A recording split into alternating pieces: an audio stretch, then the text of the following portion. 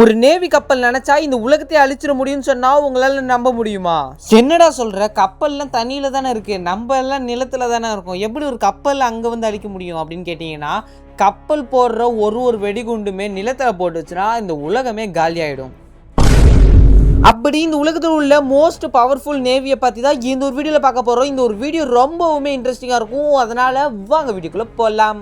என்னடா நேவின்னு சொல்கிறேன் அப்படின்னா, நேவிக்குள்ளே என்னென்ன இருக்கும் அப்படின்றத கொஞ்சமாச்சு இமேஜின் பண்ணி பாருங்கள். நேவிக்குள்ளே என்னென்ன இருக்குன்றதையும் இந்த வீடியோவில் சொல்கிறேன். வாங்க போகலாம்.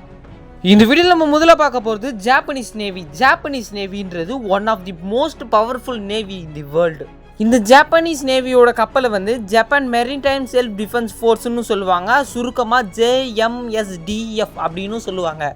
என்னடா ஜப்பானில் எல்லாருமே கண்டு தான் பிடிப்பாங்க, இந்த ஒரு கப்பல் அழிக்குமான்னு கேட்டிங்கன்னா, இந்த ஒரு கப்பல் ரொம்பவும் தாறுமாறான கப்பல். கிட்டத்தட்ட 140 வார்ஷிப் இந்த ஒரு கப்பலில் அடங்கும். அது மட்டும் இல்லாமல் 45,800 பேர் இந்த ஒரு கப்பலில் வேலை செய்கிறாங்க. அது மட்டும் இல்லாமல் நான் சொன்னேன் இல்லைங்க, வேர்ல்டுலேயே one of the most powerful கப்பலில் இதுவும் ஒன்று.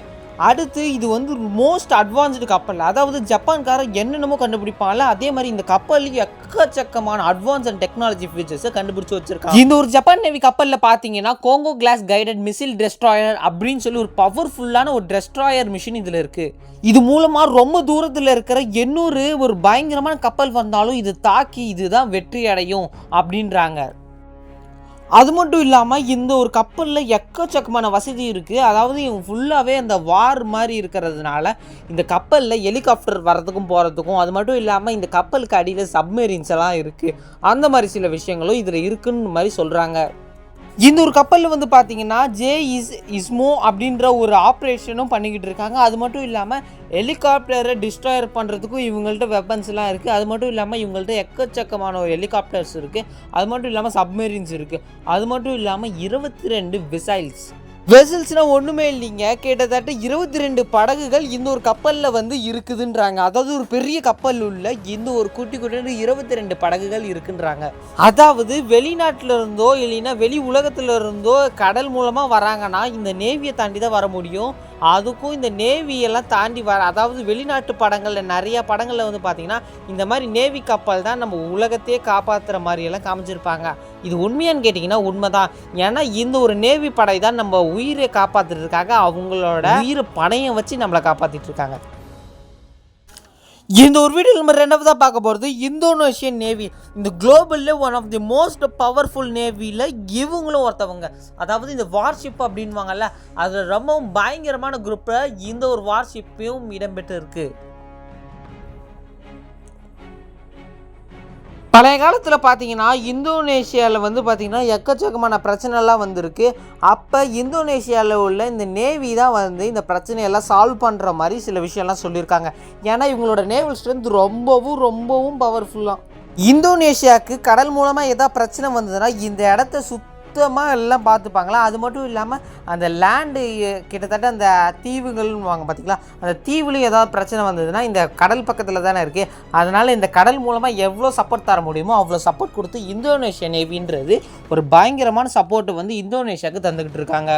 ஏன்னா இந்தோனேஷியாவோட ஒரு பெரிய பயங்கரமான ஒரு போராயுதம் கப்பல் தான் இந்த இந்தோனேஷியா நேவி கப்பல்.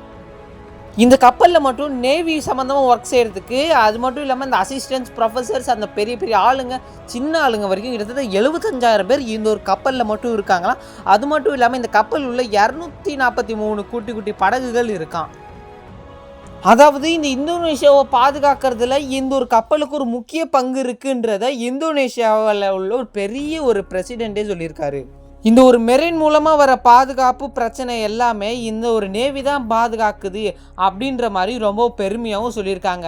ஏன்னா நேவி தான் அந்த உலகத்தையே கொஞ்சம் பாதுகாக்கிற மாதிரி மிகப்பெரிய ஒரு வார்ஷிப்.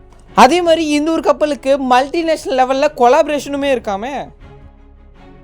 இந்த ஒரு வீடியோவில் நம்ம மூணாவதாக பார்க்க போகிறது நார்த் கொரியா நேவியை வந்து நேவல் சர்வீஸ் பிரான்ச்சுன்னு சொல்லி 800 பேருமே இதுக்கு இருக்கான். இந்த கப்பலை 1946ஆம் ஆண்டு ஜூலை 5ஆம் தேதி தான் இது எஸ்டாப்ளிஷே பண்ணியிருக்காங்களாம். இந்த கண்ட்ரியோட ஒரு மிகப்பெரிய ஒரு பொக்கிஷன்றது இந்த கப்பலையும் சொல்கிறாங்க. ஏன்னா இந்த ஒரு கப்பலுக்கு பின்னாடி அவ்வளோ பெரிய மவுஸ், 1990களில் கிட்டத்தட்ட 40,000 பீப்புள்லேருந்து கிட்டத்தட்ட 60,000 மெம்பர்ஸ் வந்து இந்த ஒரு கப்பலுக்கு, அதாவது நேவிக்காக போய் சேர்ந்துருக்காங்க. அப்படி இந்த ஒரு கப்பலில் கிட்டத்தட்ட 60,000 மெம்பர்ஸ் கிட்டே இருக்காங்க. அது மட்டும் இல்லாமல் இந்த ஒரு பெரிய கப்பல், லார்ஜ் பிரம்மாண்ட கப்பலை சுற்றி கிட்டத்தட்ட 810 குட்டி குட்டி படகுகள் கப்பல் வந்து சுற்றிக்கிட்டு இருக்கும்.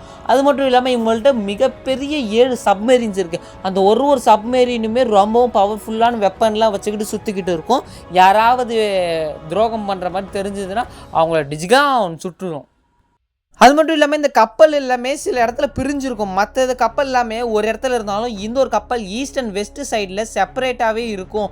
அந்த மாதிரி சில விஷயங்களும் சொல்லப்படுது. அது மட்டும் இல்லாமல் 2013 இந்த ஒரு பெரிய நேவி கப்பலுக்கு ஆக்சிடென்ட் நடந்திருக்கு. ஆனால் அதுக்கப்புறம் 2013 இந்த கப்பல் ஆக்சிடென்ட் இதெல்லாம் பார்த்து ரொம்ப புது புது டெக்னாலஜி, புது எஃபர்ட்ஸ்லாம் போட்டு இந்த ஒரு கப்பல் ரொம்பவும் பயங்கரமாக பிரம்மாண்டமாக மிக பெருசாக மாற்றி வச்சிருக்கு நார்த் கொரியா. நார்த் கொரியாவோட முக்கியமான ஒரு அதிபர் தான் இந்த ஒரு கிம் ஜாங். இந்த கிம் ஜாங் அவரோட நாட்டை பாதுகாக்கிறதுல எவ்வளோ முக்கியத்துவம் கொடுக்குறாரு பார்த்தீங்களா? வெளி இடத்துலேருந்து அவங்க நாட்டுக்கு எந்த இன்ஃபர்மேஷனும் போயிடக்கூடாது, இங்கேருந்து வெளியில் போயிடக்கூடாதுன்றதுல அவர் ரொம்பவும் கான்ஃபிடெண்ட்டாக இருக்கார்.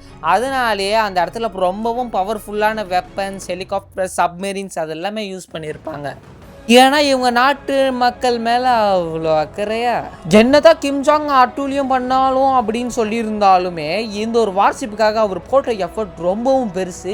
ஏன்னா அவர் பண்ண இந்த ஒரு வார்ஷிப் ரொம்பவும் பிரம்மாண்டமான ஒரு வார்ஷிப். இந்த ஒரு வீடியோ நம்ம அடுத்ததாக பார்க்க போகிறது ஃப்ரெஞ்சு நேவி. கடலில் ஒட்டுமொத்த கார்னர்லேயும் ரொம்பவும் சூப்பராக பர்ஃபார்மன்ஸ் பண்ணுறது இந்த ஒரு ஃப்ரெஞ்சு நேவிக்காரங்க தான் சொல்லி ஆகணும்.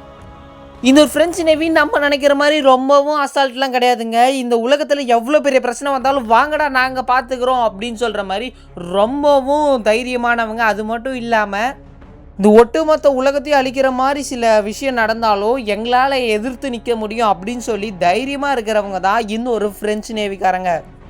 அப்படியாடா சொல்கிற, அப்படி அவங்கள்ட்ட என்னடா இருக்குது அப்படின்னு கேட்டிங்கன்னா, இவங்கள்ட்ட மிகவும் பெருசான வெசல்ஸ், அதாவது மற்றவங்கள்ட்ட எல்லாம் ஷிப்பு கொஞ்சம் பெருசில் தான் இருக்கும். ஆனால் இந்த வார்ஷிப்புக்கு கொஞ்சம் ஈக்குவலாக எல்லா ஷிப்புலேயுமே கொஞ்சம் நியூக்ளியர் வெப்பன்ஸ் உள்ள மாதிரி நிறைய வெசல்ஸ் அவங்கள்ட்ட இருக்குது. அது மட்டும் இல்லாமல் இந்த ஒரு பெரிய வார்ஷிப்பில் நியூக்ளியர் பவர்டு ஏர்க்ராஃப்ட் அது மாதிரி சில விஷயம்லாம் இருக்குது. அதாவது இங்கே இவங்க பாம் ஒன்று தூக்கி போடுறாங்கன்னா அது கரெக்டாக போய் அதில் லான்ச் ஆகிற மாதிரி சில விஷயம்லாம் பண்ணி வச்சுருக்காங்க. அது மட்டும் இல்லாமல் இவங்கள்ட்ட 3 ஹெலிகாப்டர்ஸ் ஒரே நேரத்தில் இறங்குற மாதிரி ஒரு பெரிய கோட் இருக்குது. 3 ஹெலிகாப்டருமே இருக்குது. 11 டெஸ்ட்ராயர்ஸ் இருக்குது. அதாவது ஒரு டெஸ்ட்ராயர் இருந்தாலே போதும் பாதி உலகத்தை அழிச்சிடலாம். ஆனால் இவங்கள்ட்ட 11 டெஸ்ட்ராயர்ஸ் இருக்குது. அதாவது ரொம்பவும் பயங்கர வெப்பனான ரொம்ப மிகப்பெரிய ஒரு பவர்ஃபுல்லான ஒரு வெப்பன்ஸ் தான் இந்த ஒரு டெஸ்ட்ராயர் அப்படின்றது. அது மாதிரி இவங்கள்ட்ட 11 இருக்குது. அது மட்டும் இல்லாமல் 11 நியூக்ளியர் பவர்டு சப்மெரின்ஸ் இருக்காது. அதாவது 11 நியூக்ளியர் ரொம்பவும் ஒரு பயங்கரமான பாம் கொண்ட ஒரு சப்மெரின்ஸ் இருக்குது. அது மட்டும் இல்லாமல் 180 சின்ன படகுகள் இருக்குது. 37,000 மெம்பர்ஸ் இந்த ஒரு கப்பலில் வந்து வாழ்ந்துக்கிட்டு வராங்க. அது மட்டும் இல்லாமல் one of the best navy in the world அப்படின்ற ஒரு பேரையும் இந்த ஒரு கப்பல் பிடிச்சிருக்கு. என்னடா இந்த ஒரு கப்பல் தான் முடிச்சிருக்கா, அப்போ மற்றதெல்லாம் சொன்னி அப்படின்னு கேட்டிங்கன்னா, இது எல்லாமே one of the most best நேவின்ற இடத்த பிடிச்சிருக்கு. ஓகே ஃப்ரெண்ட்ஸ், இன்னைக்கான வீடியோ முடிஞ்சிச்சு. இந்த வீடியோ லைக் பண்ணி ஷேர் பண்ணி மறக்காம நம்ம சேனலை சப்ஸ்கிரைப் பண்ணிட்டு இன்னொரு சூப்பரான வீடியோ பார்க்கலாம். Tata bye bye, see you.